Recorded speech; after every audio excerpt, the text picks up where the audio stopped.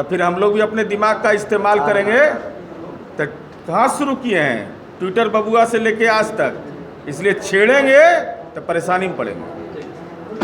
आपने कहा कि आप लोगों की पुलिस अपराधियों को पाताल से भी खोज कर लाती है। रामसूरत राय मंत्री जो हैं उनके जानते थे, आज का हम जानते थे कि आपके एजेंडा में को ऐसा है। उत्कर्ष जी ऐसा है कि हमको मालूम था। जब्ती क्यों नहीं हुई है, उनके घर को सीज क्यों नहीं किया गया, वहाँ पर उनके परिसर में थाना क्यों नहीं खुला है? ऐसा है, हमको मालूम था आपका एजेंडा में आज है ही चीज। उत्कर्ष जी हमको पहले से मालूम था, क्या कि आपके चैनल पर कल चल रहा था कि अपराधियों का जो कुर्की हुआ घर को बुलडोजर से ढाया जाए, गलत हो रहा है। अगर आप नहीं, अगर अपराधी कि अगर अपराधी अपराध करता है, ये नीतीश कुमार जी का राज है, ना कि लालू राबड़ी का राज है, जो 15 साल का आतंक आप लोग भी देखे हैं। हमसे ज़्यादा, हम लोग से ज़्यादा मीडिया वाला को मालूम होगा। पाताल में भी अगर अपराधी रहेगा तो उसको खोज निकाला जाएगा। इनके माता पिता के राज में 118 नरसंहार हुआ, 118। जो नरसंहार करता था उस अपराधी का जगह एक अन्य मार्ग यानी कि मुख्यमंत्री आवास में होता था, उसको बचाया जाता। लेकिन नीतीश कुमार जी के राज में अगर अपराधी अपराध करता है तो उसको पाताल से भी खोज लिया जाता है। उस अपराधी का जगह जेल के सलाखों के पीछे होता है। हम भी मधुबनी गए और मधुबनी में जो घटना घटा, ये आपसी रंजिश था। वहां पीड़ित परिवार से हम मिले, सारे मीडिया वाले हमारे मित्रगण थे वहां। उनके परिवार से मिलने के बाद निश्चित तौर पे घटना पूरे शरीर को झकझोर दिया। मैंने उनके परिवार से मिलने के बाद मैंने मीडिया से, उन्हीं का ट्वीट है, हम वोट बैंक की राजनीति नहीं करते। इसका मतलब क्या है?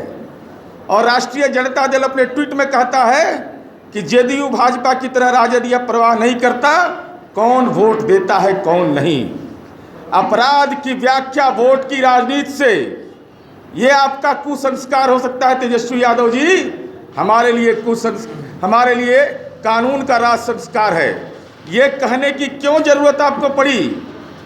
वोट बैंक की बात, इसका मतलब कि जिस पीड़ित परिवार से मिलने जा रहे थे उसको यह बता रहे थे कि उन्होंने वोट नहीं दिया लेकिन हम आपके पास आ रहे हैं। यही नजरिया होता है, यही चरित्र है समाज के अंदर में, यही चरित्र आप पेश करना चाहते हैं। ये आपका ट्वीट है, राजद का ट्वीट है, डिनाई नहीं कर सकते हैं आप। पार्टी का हैंडल से ये ट्वीट हुआ है। इसलिए मेरा ये आरोप, इसलिए मैं कहता हूं कि ये राजनीतिक मातम यात्रा पर गए थे। मतलब साफ है कि राजनीतिक चश्मे से दुखद घटना को जो देखता है वह सार्वजनिक जीवन में अपनी जिम्मेवारी का निर्वहन नहीं कर सकता। इसलिए हम ये कहना चाहते हैं कि आपका चूंकि का संस्कार यह बन गया है, चूंकि तेजस्वी यादव राजनीतिक हकमार है, हकमार तेजस्वी यादव। पद के मामले में हकमारी किया, वरीयता के मामले में, सब कुछ के मामले में। हम आपसे यह जानना क्या वही चरित्र आपका अभी भी है? जैसे दिवंगत रघुवंश बाबू को आपके भाई ने एक लोटा पानी कह दिया, आपके परिवार में किसी सदस्य की औकात नहीं हुई बोलने की कि इतने बुजुर्ग आदमी का अपमान नहीं करना चाहिए। किसान आंदोलन में खुद मछिया पर बैठ गए और जगता बाबू को बैठा दिया अपने जमीन पर। क्या आप औकात बताना चाहते हैं? क्या ऊंची कुर्सी पर बैठ करके अपनी औकात बता रहे थे आप? क्या विधानसभा चुनाव में जो आपने माननीय संजय जी, माननीय अभिषेक झा जी, माननीय मनीष कुमार सिंह जी, माननीय संजय जी ने उसके विभिन्न बिंदुओं की ओर आपका ध्यान आकर्षित किया है।